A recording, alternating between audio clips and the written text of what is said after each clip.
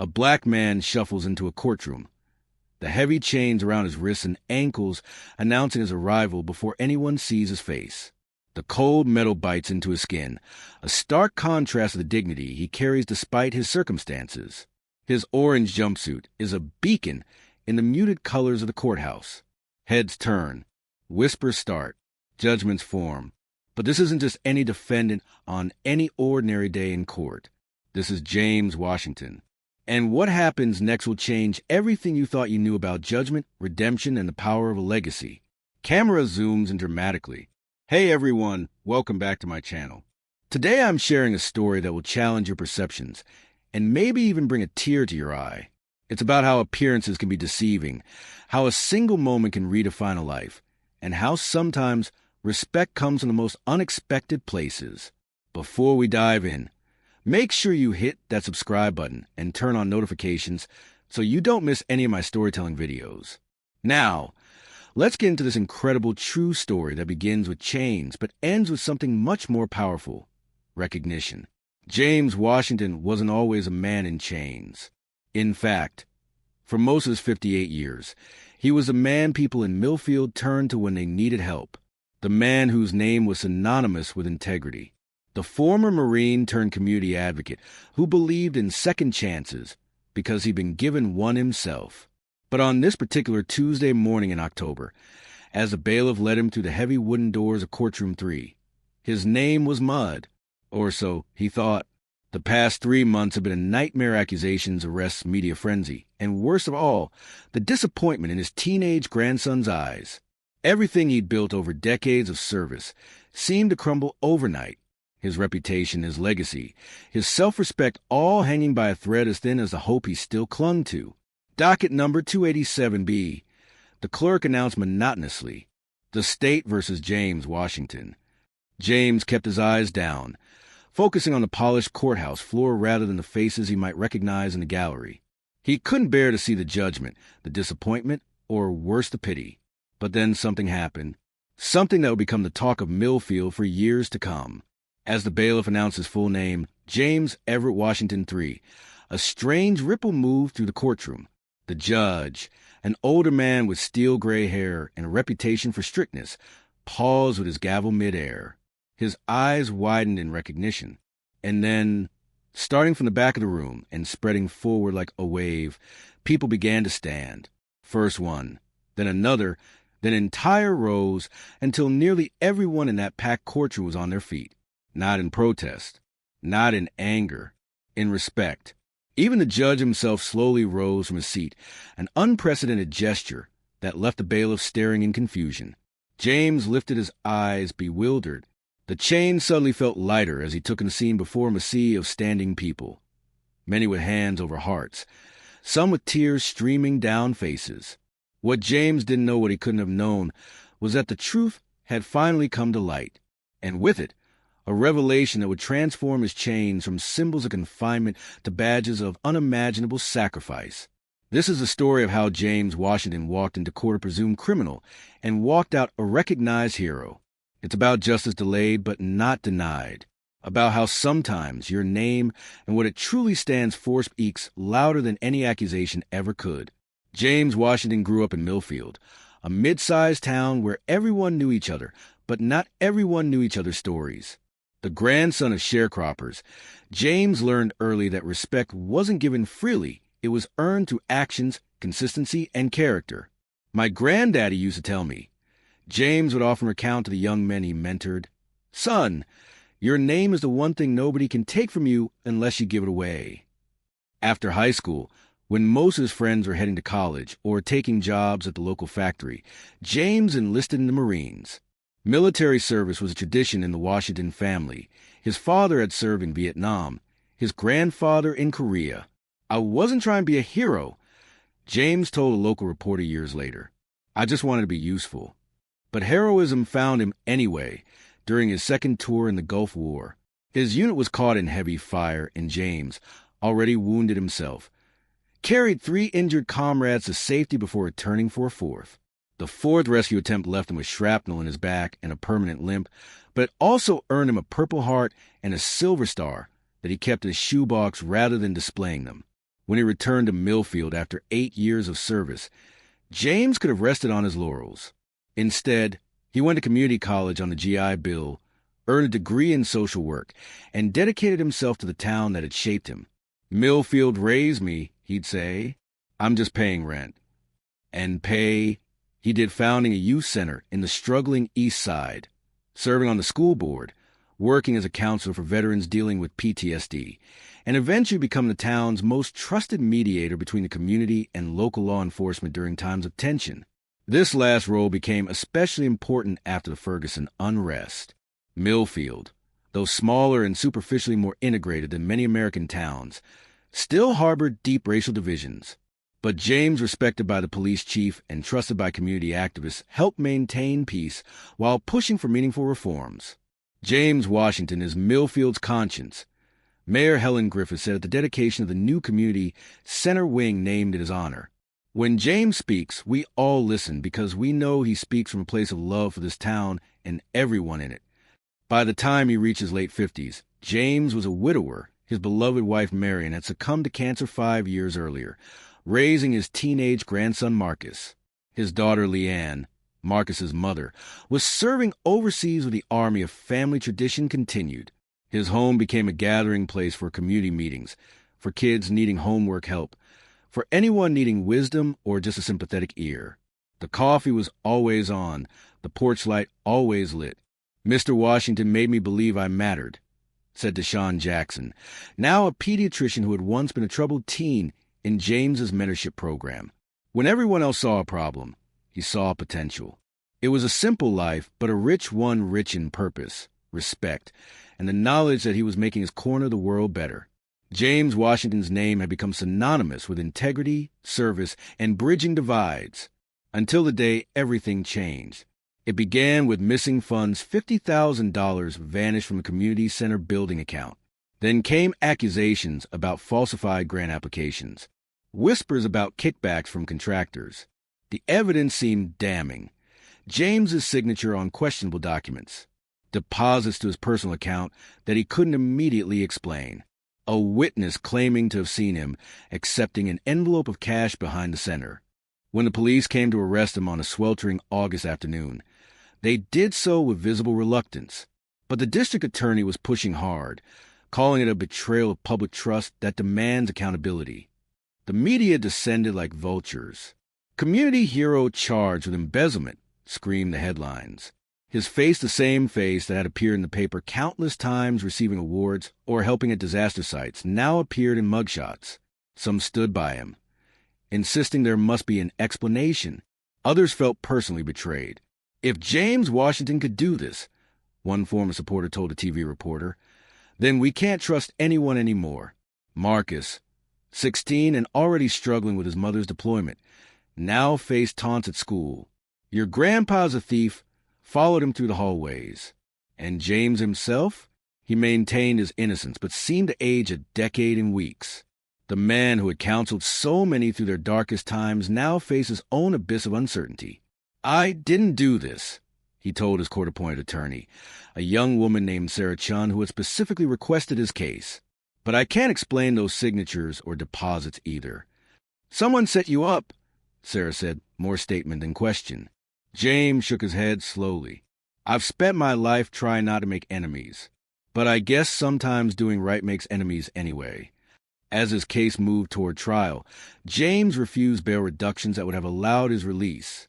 "I won't have Marcus or the community paying for something I didn't do," he insisted. "And I won't run from this. My name is all I have left now." His name, the one thing his grandfather told him, could never be taken unless he gave it away. Now, as he shuffled into court for his pretrial hearing, that name seemed tarnished beyond repair. The chains around his wrists and ankles were just physical manifestations of the invisible chains of accusation and suspicion that had already bound him. But those chains were about to fall away in the most unexpected manner. The arrest came on a Thursday afternoon. James had been at the community center, helping to organize a back-to-school supply drive, when 4 police officers entered the main hall. The room fell silent as they approached. Officer Rodriguez, who had worked with James on community policing initiatives for years, couldn't meet his eyes. James Washington, you're under arrest for embezzlement, fraud, and misappropriation of public funds.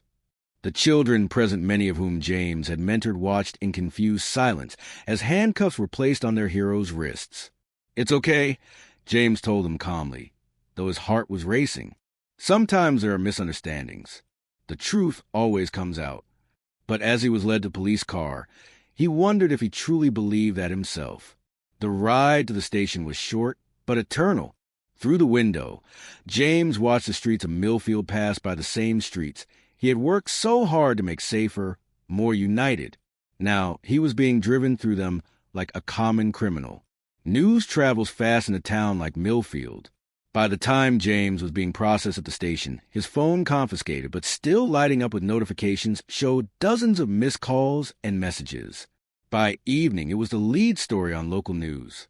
Trusted community leader James Washington arrested on multiple charges related to missing funds from the East Side Community Center building project, announced anchor Diane Williams, her professional demeanor barely concealing her shock.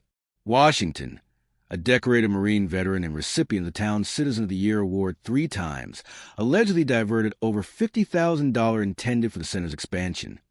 The evidence presented at his arraignment seemed substantial. Documents with his signature authorizing transfers to accounts that didn't belong to the center, surveillance footage showing him meeting late at night with a contractor later found to have submitted inflated invoices, unusual deposits to his personal account corresponding with withdrawals from center funds. "Your Honor, my client maintains his complete innocence," Saracen stated firmly at the arraignment. "Mr. Washington has dedicated his life to this community. These charges are not only false, but represent a fundamental misunderstanding of his character and actions." But the judge, looking at the evidence summary, set bail at $100,000, a sum that would require a $10,000 bond payment James simply didn't have. "I can ask around," Sarah offered after the hearing. "People in this community love you. We could raise that money by tomorrow." James shook his head firmly. "No. I won't have people spending their hard-earned money on this. And I won't leave Marcus alone at home. He can stay with Pastor Williams until we sort this out." "This could take months, James," Sarah warned. "Then it takes months," he replied, his voice steady despite the fear coursing through him. "I've slept in worse places than the county jail. And I need to show Marcus that when you're innocent, you don't run. You stand your ground." The weeks that followed were a lesson in how quickly a lifetime of goodwill can evaporate. The community center board voted to distance themselves, placing James on unpaid leave. The police department suspended the community advisory role he had held for 8 years. Even his church, where he had served as a deacon, seemed divided on whether to publicly support him. Most painful was the change in how people looked at him. During his court appearances, he could feel the weight of stares from the gallery, some supportive, yes, but others filled with disgust or disappointment. "I believed in you," hissed Mrs. Hernandez, whose son James had helped get into college, as he passed her in a courthouse corridor. "We all did." The local paper ran an editorial questioning whether James's entire public persona had been an elaborate facade concealing a man who saw public service as a path to personal gain. Social media exploded with debates about his guilt or innocence, often splitting along racial lines in a way that broke James's heart. This was exactly the kind of division he had worked his entire life to heal. Inside the county jail, James found himself both celebrity and pariah. Some inmates treated him with deference, remembering how he had helped their families or advocated for prison reform. Others taunted him, delighting in the fall of a man who had represented the establishment they resented. "Not so high and mighty now, are you, Mr. Community Hero?" sneered one young man, barely old enough to be charged as an adult. James looked at him steadily. "I never claimed to be high and mighty, son. Just trying to do right as I see it. That hasn't changed, chains or no chains." The only bright spots were visits from Marcus, though seeing his grandson in the jail visitation room made James's heart ache, and Sarah Chen's unwavering belief in his innocence. "Something doesn't add up," she told him during one of their meetings. "These documents, the signatures look right, but the authorizations are all for things you specifically opposed in board meetings. And these bank deposits, they're structured too perfectly. It's like someone wanted them to be found. You think I was set up? James asked, the question that had haunted him since his arrest. Sarah nodded slowly. I do. And I think it was done by someone who knows you well, knows your routines, has access to your signature, understands the center's operations. The question is who and why. James leaned back in his chair, feeling the weight of betrayal heavier than the weight of his chains. I've made some enemies over the years. People don't always like when you speak truth to power. Any specific enemies come to mind? Sarah pressed. James was quiet for a long moment. There's been tension with Councilman Davis since I opposed that development project that would have displaced half the east side. And Chief Williams wasn't happy when I pushed for those body camera requirements. But would either of them go this far? I don't know. What about Richard Keller? Sarah asked quietly. The contractor whose bid for the center expansion you rejected? James's expression darkened. Keller Construction has ties to people you don't want to cross. When the board followed my recommendation to go with a smaller local company instead, well, Richard made some threats. Said I'd regret choosing loyalty over quality. That's worth looking into, Sarah said, making notes. But James, I need to prepare you. Even if we can prove sabotage, it's going to take time. The DA is pushing for a quick trial. They want this wrapped up before election season. And right now, the evidence against you is circumstantial but compelling. James nodded, resignation settling over him. Then we take the time we need. The truth is worth waiting for. But as days turned to weeks and weeks to months, even James's legendary patience was tested. October arrived with falling leaves and rising anxieties. The pretrial hearing was set for the 15th date that would determine whether the case would proceed to trial or, as Sarah still hoped, be dismissed due to lack of evidence. The night before the hearing, James sat on his bunk in the county jail, a worn Bible open on his lap. He wasn't reading so much as taking comfort in its familiar presence, a gift from his grandfather, who had carried it through the Korean War. God, he whispered, I've tried to live right, to honor my name and my people. If this is a test, I'll bear it. But Marcus needs me. The community needs healing. Whatever happens tomorrow, let it bring us closer to truth. He didn't know then that truth was already on its way, carried by unlikely allies, and set to explode in courtroom 3 the very next morning. While James Washington sat in his cell, across town, Sarah Chun was burning midnight oil in her modest office. Takeout containers and coffee cups littered her desk as she pored over documents, searching for thread that would unravel the case against her client. She wasn't working alone. Detective Michael Simmons, who had trained under James in the community policing program, sat across from her, his own stack of papers growing as the night progressed. This doesn't make sense, he muttered, holding up a bank statement. Look at the timing of these deposits. They all hit James's account at exactly 1:15 a.m. on the 3rd Tuesday of each month. Who makes deposits at that hour? Automated transfers, Sarah replied, looking up sharply. Set up by someone who knows banking algorithms. Someone like Richard Keller's brother-in-law, who happens to be the regional manager at First National? Michael suggested, sliding a personnel directory across the desk. Sarah's eyes widened. We need to get a warrant for those records. Already working on it, Michael said. Judge Reynolds owes me a favor. But that's just a money trail. We still can't explain the signatures or the surveillance footage. Maybe we can, came a new voice from the doorway. Both turned to see Marcus Washington, James's 16-year-old grandson, standing there with his backpack. Pastor Williams, who had been caring for him during James's incarceration, stood behind him with an apologetic expression. He insisted, the pastor explained, said he had something important. Marcus approached the desk and carefully removed a thumb drive from his backpack.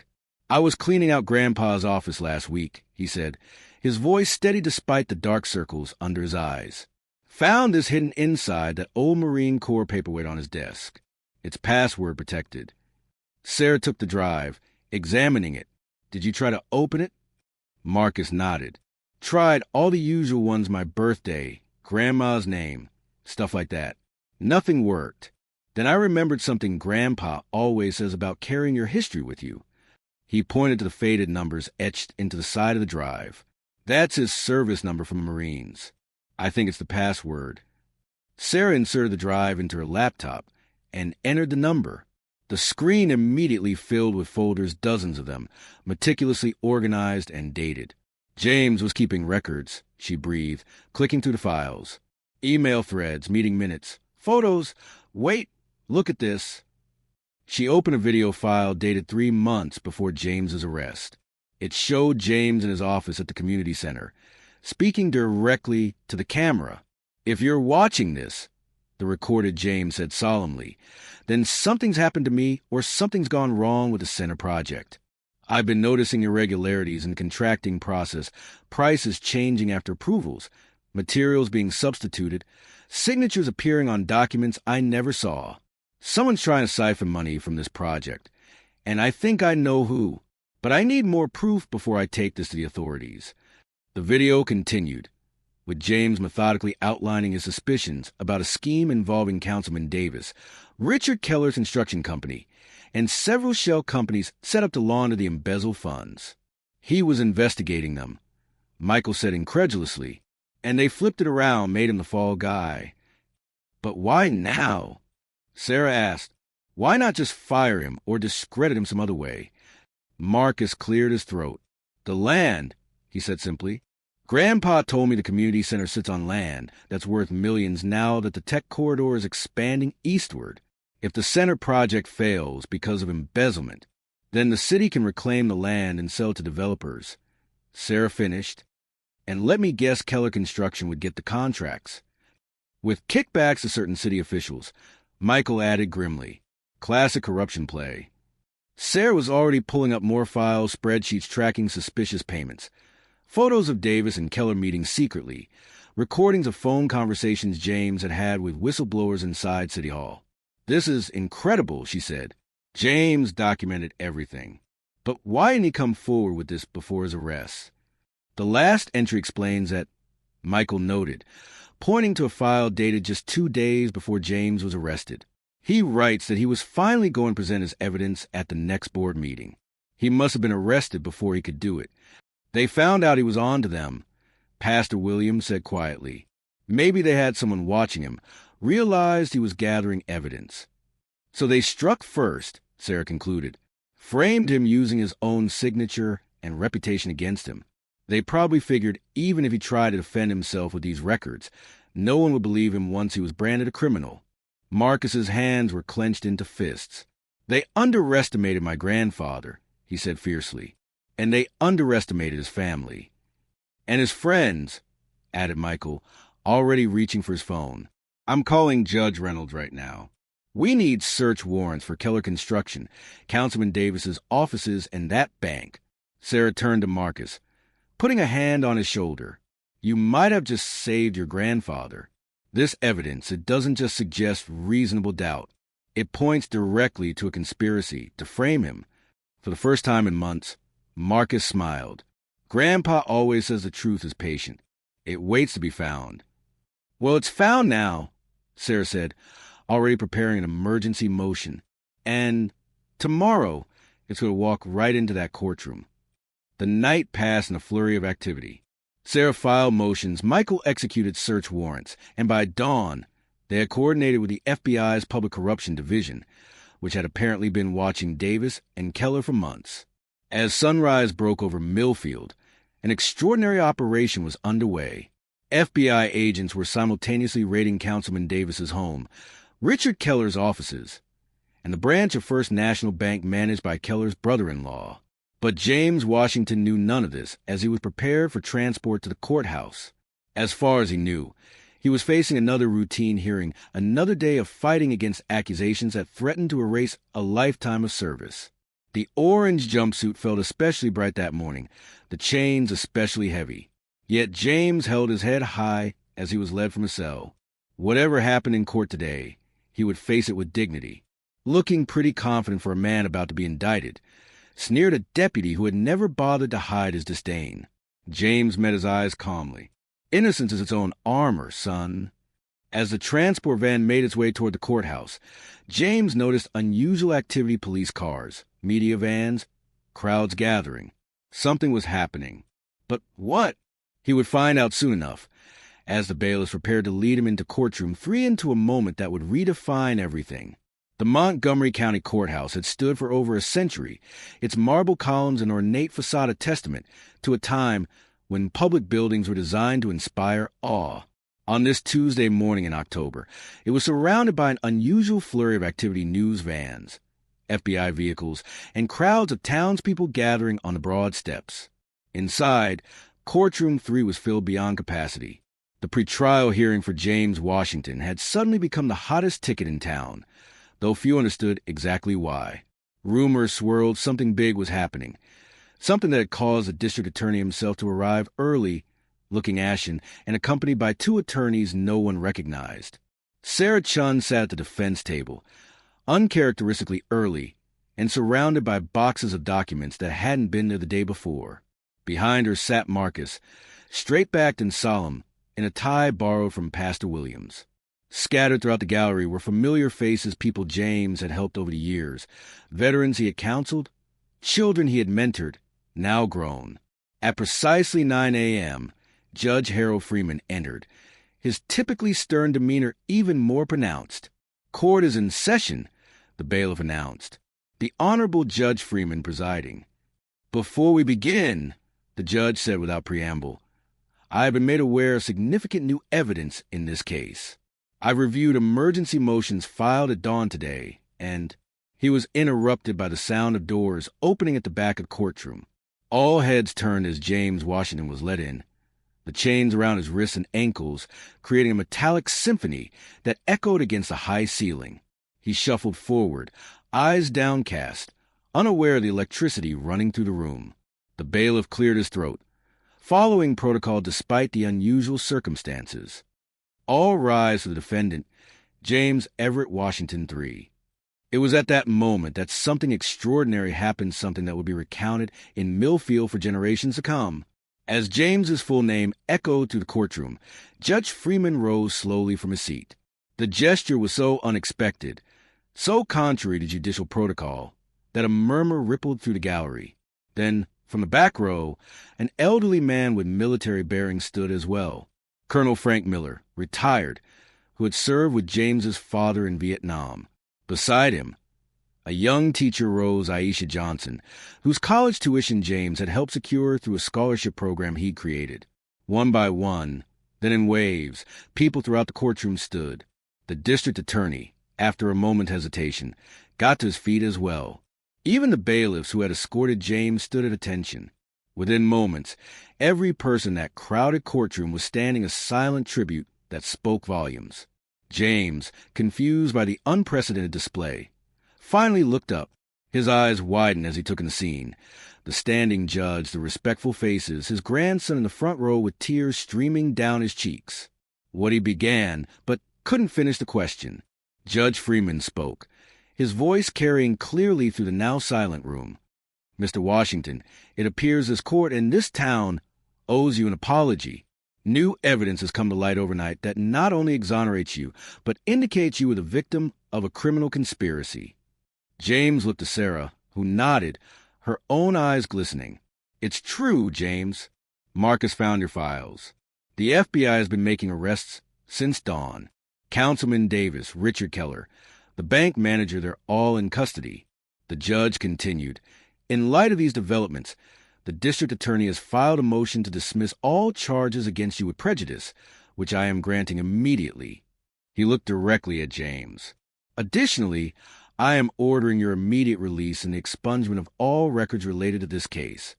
The courtroom erupted in applause and cheers. James stood motionless, the reality washing over him in waves. The chains felt suddenly symbolic rather than restraining. Judge Freeman banged his gavel for order. "Before we conclude, I want to address something. This court stands today not merely because protocol has been altered, but because we are in the presence of exceptional courage and character. Mr. Washington, while investigating corruption that threatened his community, documented everything at great personal risk, knowing it might cost him. When he was framed and imprisoned, he maintained his dignity and refused to compromise his principles." The judge paused, removing his glasses. "But there's something else." something many of us knew but had forgotten in the rush to judgment. He nodded to the bailiff, who approached James with a small wooden box. Inside was a silver star and Purple Heart James's military decorations, retrieved from his home by Marcus 30 years ago. Judge Freeman continued. Lieutenant James Washington saved the lives of 4 fellow Marines under heavy fire in Kuwait, sustaining injuries that still affect him today. One of those Marines was my son, David Freeman, my son, who came home to me while other parents received folded flags. A collective gasp moved through the courtroom. The judge had never publicly spoken of this connection. I recused myself from your criminal trial, Judge Freeman explained, but requested this pre-trial hearing specifically because I knew something wasn't right. I couldn't believe the man who had saved my son would betray his community. And I was right. James stood straighter now, the chains seeming to fall away metaphorically before they were physically removed. Your Honor, he said, his voice steady, I've never spoken of that day because heroes are just people who didn't have the luxury of looking away when others needed them. In that moment in Kuwait, in my work here in Millfield, I've only ever done what I believe was right. And that, the judge replied, is precisely why everyone stands when they hear your name. The bailiff approached with keys, unlocking James's chains. They fell to the floor with a conclusive clang that symbolized the end of one chapter and the beginning of another. As they fell, Marcus rushed forward, enveloping his grandfather in an embrace that bridged the months of separation, the doubt, the pain. Behind them, the applause swelled again, this time accompanied by cheers and tears alike. James Washington walked into that courtroom in chains, branded a criminal. He would walk out a free man, his name not only clear but elevated, his legacy not merely restored but enshrined in the collective memory of a town that had almost lost its moral compass. Sometimes, as the people of Millfield will reflect later, it takes nearly losing something precious to truly understand its value. And sometimes, the greatest test of a person's character is not how they behave in moments of honor, but how they maintain their dignity when that honor is stripped away. The afternoon sun painted the courthouse steps in gold as James Washington emerged, blinking in the brightness of freedom and vindication. The crowd that had gathered erupted in cheers, many holding hastily made signs. Welcome back, James, and truth prevails in simply thank you. Marcus walked beside him, shoulders back, face radiant with pride. Sarah Chin followed, carrying the box of documents that had turned the case and the town upside down. The media swarmed forward, microphones thrust toward James's face, questions overlapping in an eager cacophony. But before James could respond, a path cleared as Mayor Griffith approached. On behalf of the city of Millfield, she announced loudly, I want to extend our deepest apologies to James Washington for the injustice he has endured. Furthermore, I am announcing the formation of an independent commission to investigate corruption in our local government, a commission that, if he is willing, Mr. Washington will chair. James accepted the mayor's extended hand, his expression thoughtful. Thank you, Mayor. But before I consider any new roles, I need some time with my family and community. What happened to me could happen to anyone who stands against power without protection. That's what we need to fix. A reporter called out, Mr. Washington, do you harbor resentment toward those who doubted you? James's face softened as he surveyed the crowd. Doubt is natural when systems fail us. What matters is what we do when truth comes to light. Do we stand together or remain divided? I choose to stand with Millfield, as I always have. Another voice asked, What kept you going during those months in jail? Faith, James answered simply. Faith in truth and justice and in the community I've served. And my grandson Marcus, he put an arm around a teenager's shoulders, who never stopped believing in me and ultimately found the evidence that set me free. As the questions continued, a black SUV pulled up, and from it emerged a woman in Army fatigues, Leanne Washington, James's daughter and Marcus's mother, her face streaked with tears of relief and joy. The crowd parted as she ran forward to embrace her father and son, the family reunited at last. In the days that followed, Millfield began the painful process of healing and reform. The corruption investigation widened, implicating several prominent officials and business people. The community center project was restarted with transparent oversight and community involvement. James, after a week of rest and recovery, returned to his work not just at the center, but in rebuilding trust where it had been broken. He visited schools to talk about integrity, justice, and the power of perseverance. He sat with police recruits, discussing the complexities of community relations. And most importantly, he forgave publicly and privately those who had been quickest to believe the worst of him. 6 months after his release, the new Eastside Community Center opened its doors. The building was larger and more beautiful than originally planned. Funded by an outpouring of community support and corporate donations from businesses eager to associate themselves with James Washington's redemption story. At the ribbon-cutting ceremony, James stood flanked by Marcus and Leanne, who had extended her leave to remain in Millfield. The crowd that gathered was a tapestry of the town's diversity, people of all races, ages, and backgrounds united in celebration. This building, James said into the microphone, his deep voice carrying across the hushed gathering, is not about me. It's about what happens when a community refuses to be divided, when truth matters more than convenience, when we remember that every person has value beyond their worst moment or their best achievement. He looked out at the faces watching him, some who had stood by him from the beginning, others who had doubted but now sought reconciliation. I walked into that courtroom in chains, he continued, carrying the weight not just of medal but of false accusation and public shame. I was prepared to bear that burden for as long as necessary because I knew who I was even when others forgot. James's eyes found Marcus in the crowd, standing a little taller than he had 6 months ago. But what I'll never forget is the sound of people standing, not just for me, but for what my name had come to represent in this community, for the principle that justice matters, that truth prevails, that a lifetime of service creates a legacy that even chains cannot diminish. The applause began before he finished, swelling into a standing ovation that echoed his words. James raised his hands, waiting for quiet to return. The real heroes in this story are not those who wear medals or have buildings named after them. The real heroes are the Sarah Chens who believe in justice enough to fight for it, the Michael Simmonses who follow evidence rather than assumption, the young people like my grandson Marcus who remind us what courage truly looks like. He paused, his voice growing softer but no less powerful. My grandfather once told me that your name is the one thing no one can take from you unless you give it away. What I've learned is that sometimes your name becomes bigger than yourself. It becomes a symbol of the values you've lived by. And when that happens, it can inspire others to stand even when you cannot.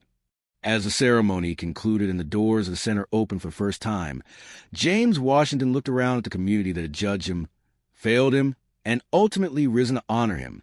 The chains were gone, but their lesson remained that true freedom comes not from what others believe about you, but from what you know to be true about yourself. And in Millfield, from that day forward, when someone spoke the name James Washington, people listened a little more carefully, stood a little straighter, and remembered that one-person principle can change community forever.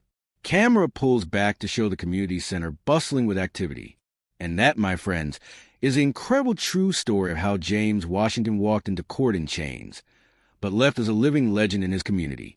Sometimes our darkest moments become the backdrop against which our character truly shines. I hope this story inspires you to stand for truth in your own life, to believe in the power of perseverance, and to remember that your legacy is built in both the spotlight and the shadows.